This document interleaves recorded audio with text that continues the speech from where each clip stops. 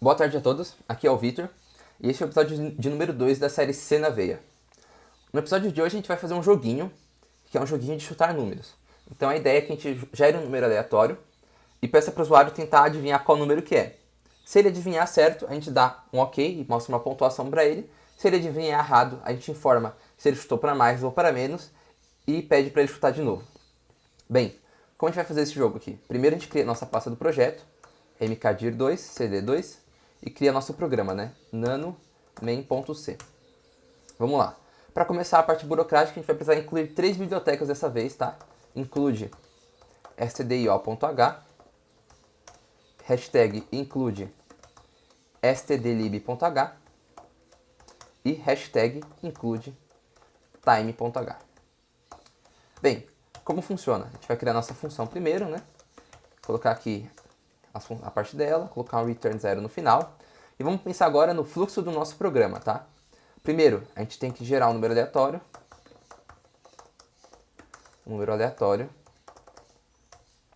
A gente tem que perguntar para o usuário.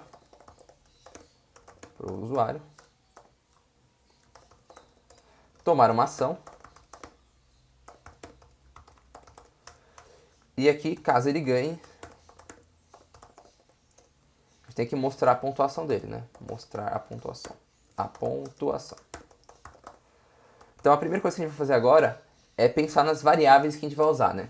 A gente vai precisar de um lugar para guardar o número sorteado, um lugar para guardar o número que ele chutar e precisa de um lugar para guardar a pontuação dele, né? Então a gente vai criar aqui 3 variáveis de número inteiro e a gente pode usar uma notação curta, que é usando vírgula. Então aqui vai ser o sorteado, aqui vai ser o chutado e aqui vai ser o pontos. Dessa forma, a gente vai ter 3 variáveis de número do tipo inteiro, chamadas sorteado, chutado e pontos. Primeiro, a gente vai gerar um número aleatório. E como funciona isso? Para gerar um número aleatório, a gente precisa primeiro criar uma semente aleatória. Então a gente tem que chamar essa função srange aqui, que ela vai gerar uma semente, ou seja, é o que começa a aleatoriedade da coisa, porque é um número pseudo-aleatório. Então, de acordo com isso aqui, ele vai gerar uma sequência de números que parece aleatória. E para deixar essa sequência aleatória, a gente usa essa função time com um valor 0 no começo, para ele dar um tempo de sistema e esse tempo ser a base para gerar os números aleatórios, tá? E agora a gente consegue, de fato, usar a função. Então, vamos falar que o sorteado é igual, usando a função nossa range, abre e fecha parênteses, ela vai gerar um número aleatório de 0 até um tamanho máximo. E o que acontece? A gente quer gerar um número aleatório de 1 a 10. Para gerar um número aleatório de 1 a 10, o que a gente precisa? A gente precisa que o valor fique dentro de um intervalo. Para isso a gente vai usar o porcento. O porcento aqui é a função resto. Ou seja, quando você divide um número, ele tem duas partes. Tem o resto, que é a parte que você não consegue dividir, a não ser que coloque vírgulas depois da divisão, e a parte do divisor, que é o resultado dividido, né? O que acontece? O resto, ele é um número entre 0 e 1 a menos do que você está dividindo. Então, se eu fizer resto 10, ele vai gerar um número de 0 a 9, para qualquer número aleatório que eu gerar aqui. E como eu quero ser de 1 a 10, eu vou colocar um mais 1 aqui. Ou seja, a gente vai pegar um número aleatório qualquer, de 0 a qualquer coisa, e vai fazer resto da divisão por 10. Ou seja, a gente vai pegar o que sobrar se a gente dividir esse número por 10 e somar mais 1, porque esse número é de 0 a 9, somado mais 1 vai ficar de 1 a 10. Perfeito, a gente definiu o nosso sorteado. Sempre, nunca esqueça desse ponto e vírgula. E esse porcento aqui é para garantir a ordem das operações matemáticas, né? Agora a gente precisa perguntar para o usuário que número que ele quer, né? Então vamos colocar aqui um puts tradicional e falar assim, chute um número. Agora, para ler o número do usuário, a gente pode usar nosso querido scanf já aprendido. Lembrando de novo, ele toma primeiro uma entrada formato que define o que ele tem que ler e depois ele pede a localização do que ele leu para guardar, né? Então eu quero que ele guarde, usando o e-comercial, o resultado numérico lido no chutado. Bem, agora a gente gerou o número aleatório e perguntou para o usuário. Agora a gente precisa tomar uma decisão. Qual é a decisão que a gente tem que tomar? Primeiro a gente tem que ver se ele chutou maior ou menor. Se ele chutar maior ou menor, a gente tem que imprimir aquelas mensagens de chutou para menos ou para mais. Então, if chutado for maior do que sorteado, ele chutou para menos. Então vamos colocar aqui chutou para menos, para mais. Não, ele é maior, né? Então chutou para cima. Chutou para mais. perfeito. Agora, se ele não chutou para mais, ele pode ser chutado ou para menos ou igual. Então a gente coloca outro if aqui depois do else, né? Então, if chutado for menor do que sorteado, a gente coloca aqui puts chutou para menos. Legal? Então, se ele chutou para mais ou para menos, a gente está lidando. A gente pode colocar mais um else aqui, porque o que acontece? Esse else é do primeiro if, e esse else é do segundo if. Ou seja, se ele não é nem maior nem menor, ele é claramente igual, ou seja, o cara ganhou. A gente vai usar aqui um comando chamado goTo ganhou. Daqui a pouco eu explico o que seria esse ganhou, tá? Aí é o seguinte, esse goTo ele vai pular, ou seja, se o cara ganhou, ele vai pular para algum lugar, e esse algum lugar é o tal do ganhou.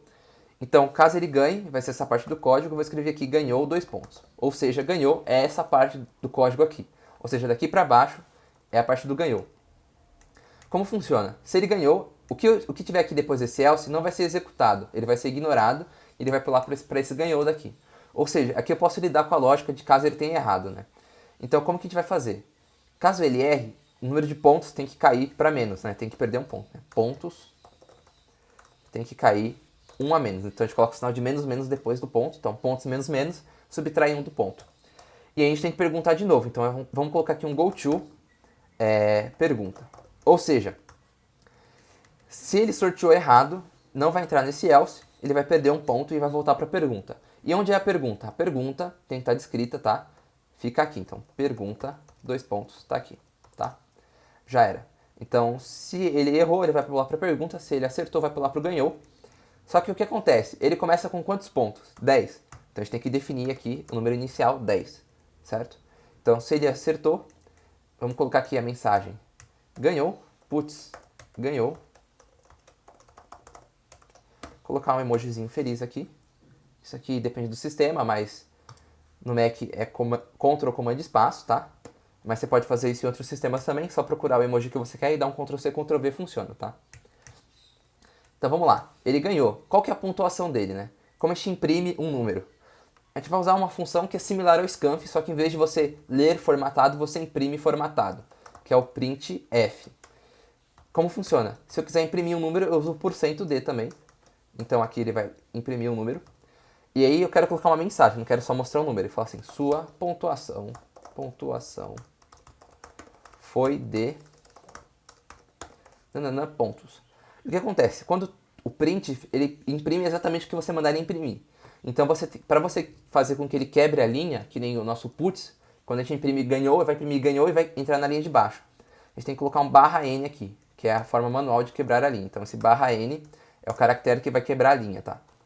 Então, sua pontuação foi de algum número, nova linha. Esse algum número nosso vai ser a pontuação. Então, vou colocar aqui pontos. Diferente do scanf, aqui eu vou passar o pontos direto sem o e comercial. Porque o print ele quer o valor, ele não quer a localização. Então, você não coloca o e comercial aqui. E bem, parece que o programa está feito, né?